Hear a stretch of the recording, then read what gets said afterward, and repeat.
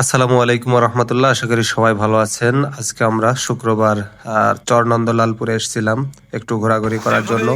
তো আজকে আমরা এই চরনন্দলালপুরে এসে আসার পরে প্রচণ্ড বাতাস এবং প্রচণ্ড ঢেউয়ের কবলে পড়ি।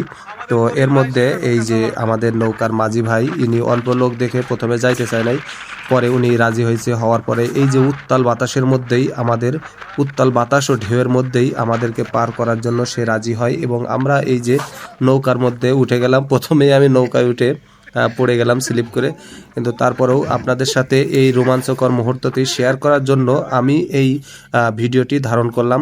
তো দেখতেই পাচ্ছেন এখন সবাই এই যে নৌকায় উঠে পড়ছে, প্রচণ্ড বাতাস এবং ঢেউ। এরই মধ্যে এই যে ট্রলারটি আমাদের নারিশা ঘাটে নিয়ে যে পৌঁছবে। তো আশা করা যায় আজকের এই নৌকা ভ্রমণটি খুবই রোমাঞ্চকর হবে। তো আশা করি পাশেই থাকবেন।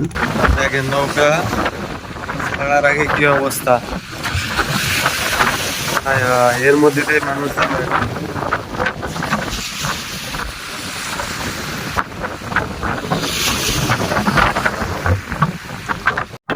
এই যে জায়গাটা বলতে বলতে ভেঙে পড়লো, এই যে উত্তাল নদীর মধ্যেই।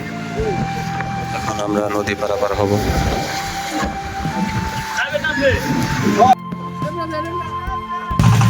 নদীর উত্তাল ঢেউয়ের মাঝেই আমাদের ট্রলার ছেড়ে দিল। আমরা এখন নারিশা ঘাটের দিকে রওনা দিলাম। আকাশ মেঘাচ্ছন্ন, নৌকা কিন্তু হেলে দুলে এদিক ওদিক করছে। আসলে খুবই খারাপ অবস্থা। এই যে এর মধ্যে আমরা চলে যাচ্ছি সেই নারিশা ঘাটের দিকে।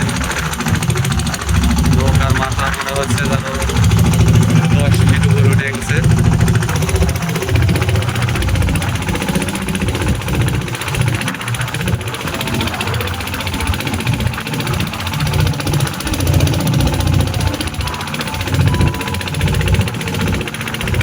আসলে নৌকা চালানোর মধ্যেও অনেক কৌশল আছে। এই যে এখন উজানে যাচ্ছে, কারণ স্রোত যেদিকে যাচ্ছে ওই দিকেই নৌকা নিয়ে যাচ্ছে, যার ফলে এই যে স্রোতের কবল থেকে অনেকাংশে রক্ষা পাওয়া যাবে। মাছ বরাবর বসেন ভাই।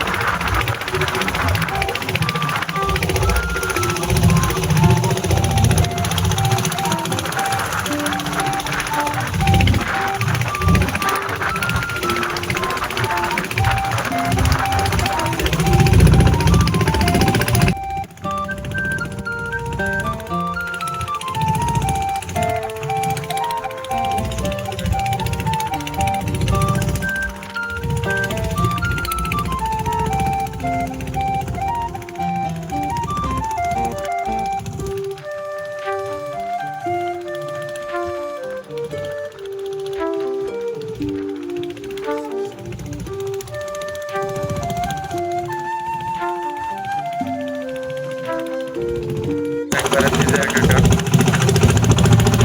পুরো ভিজে একাকার।